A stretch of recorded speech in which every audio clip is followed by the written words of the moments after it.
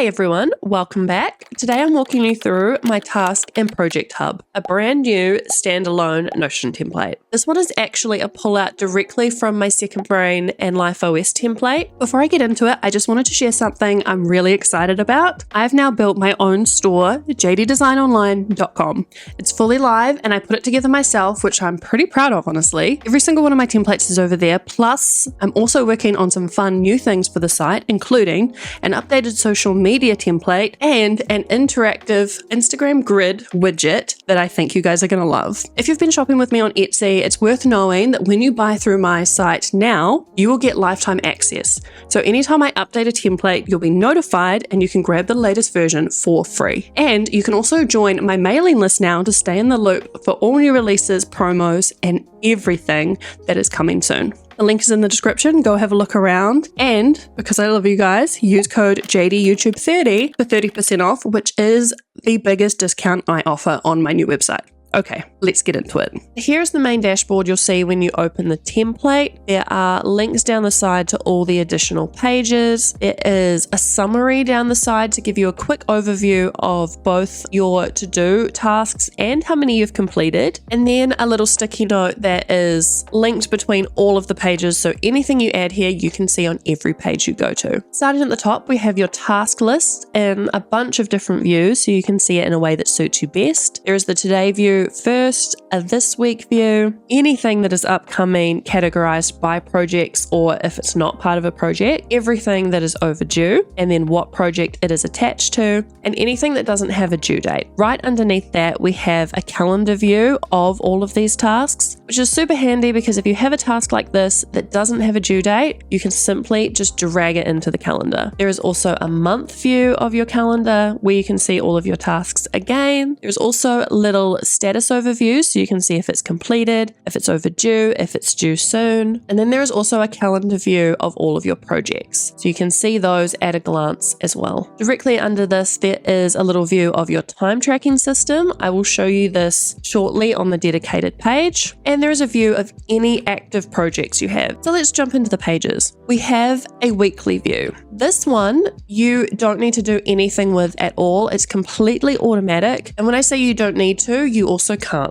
The way that this is set up is it will automatically pull anything that you have set up in your tasks for the correct dates, and it will show you in the list here. You can start the tasks, you can open them, and you can tweak them, but you can't sort of shuffle them around on this view. There is again a little calendar view of your tasks and a calendar view of your projects. We then have a monthly view. This again has everything in month categorized by the projects they are attached to. There is an overdue section and there is a no dated section. And of course, again, there is the full month calendar view and a project view. This I find helpful because sometimes you really just want to focus on a week at a time. Sometimes you want to really schedule ahead everything for the month and plan in advance.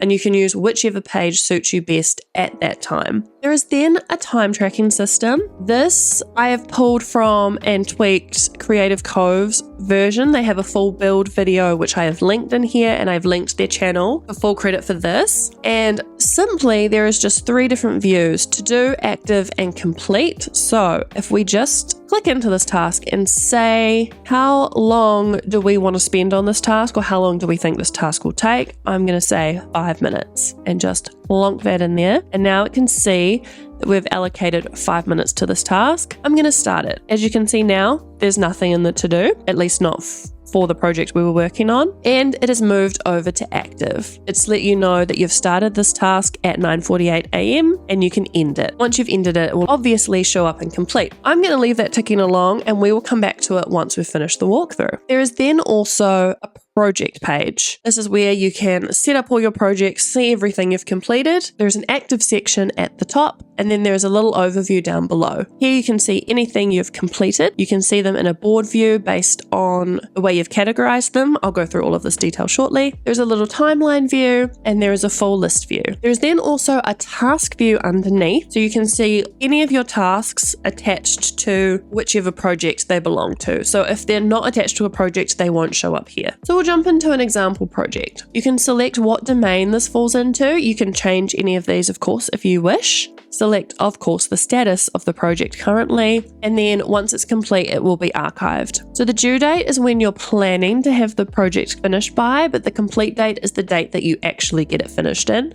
because these aren't always the same. There are then a bunch of formulas that will show you how many days you've got to go, how many tasks you've completed out of how many total tasks you have to do, and how many are overdue. And then the progress bar will fill up based off how many tasks have been completed. These do need to be added to the summary. This is automatic based on all the templates I've done. They should automatically be loaded in, but just so you know, if anything isn't showing up in the summary, check that it is attached correctly. There is then a sort of template for the projects that you can choose between. This is just the plain project template. So you can write an overview of the project. You can see all of your tasks attached to this project in different views, the to-do view, a board view, and anything you've completed. And then there is a little calendar view underneath as well. I do have two other options, a YouTube project and an Etsy project. These just have different templates built in. So here you can see the progress bar is completed because all of the tasks are done. But this one also has add YouTube default tasks. So if you click this, it's going to add in all of these different tasks that are normally attached to a YouTube video. They will automatically be linked to this project, so you don't have to do that. There is then like an ideas section of how you can sort of start planning your video. There's a script section, a description of your video section, tags, thumbnail planning, and a little checklist at the bottom. And then if we start a new one, you can also select an Etsy template. And this is very similar where there are